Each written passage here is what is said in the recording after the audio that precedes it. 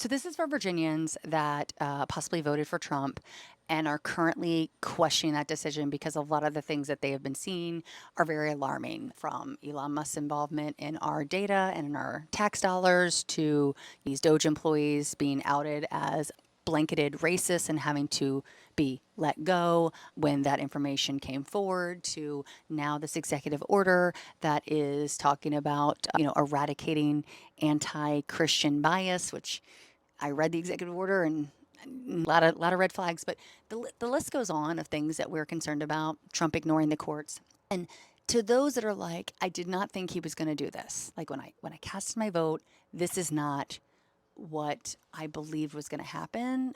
Just listen to this real quick.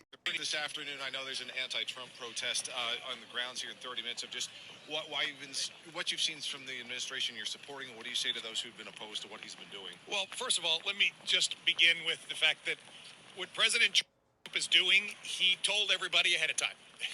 And there's nothing that he's doing that should be a surprise to folks. And he's moving very quickly. And he also told everybody he would do exactly that.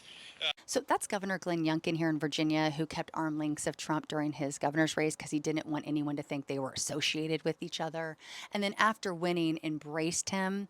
And ironically, he's a lame duck governor. And what that means is he can't run again. We have a one-term rule here in Virginia. So he knows that even though everything Trump is proposing will quite literally decimate Virginia's workforce, our economy, and our future, he doesn't give a shit.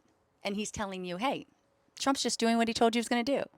Told you so. I need you to understand that the federal government, if they get rid of 1% of the Medicaid expansion, the trigger law in Virginia means that Medicaid expansion for 630,000 Virginians gone overnight. He doesn't care about the fact that the immigration workforce is being targeted and our agricultural and construction sites are already taking a hit.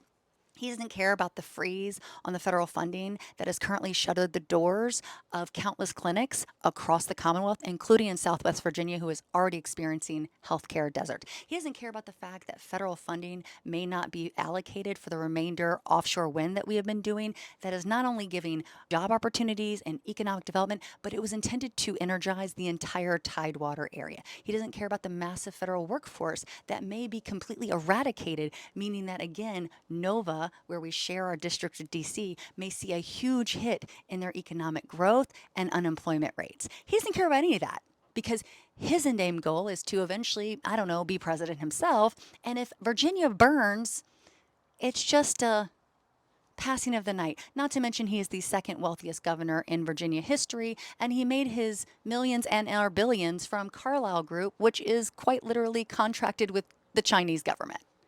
So I just need you to understand that this man with his red vest and his tall stature does not give a shit about Virginians at all. And he is literally looking at you and going, Trump told you so. You just didn't listen. We have elections this November for governor, for attorney general, for lieutenant governor, and as well for every 100 delegates that are currently in Virginia, including myself here in the 71st. So this is your chance to get organized, donate to candidates if you can, volunteer, be a part of the movement, because if we do not have protections in place at the state level, just imagine how much destruction we will see in the workforce, in our economic development, our small businesses, our healthcare, our housing. The list goes on. We need people that are true leaders, that are going to push back against the federal administration, that are going to take them to court if need be, and make sure that we are taken care of. This is your chance.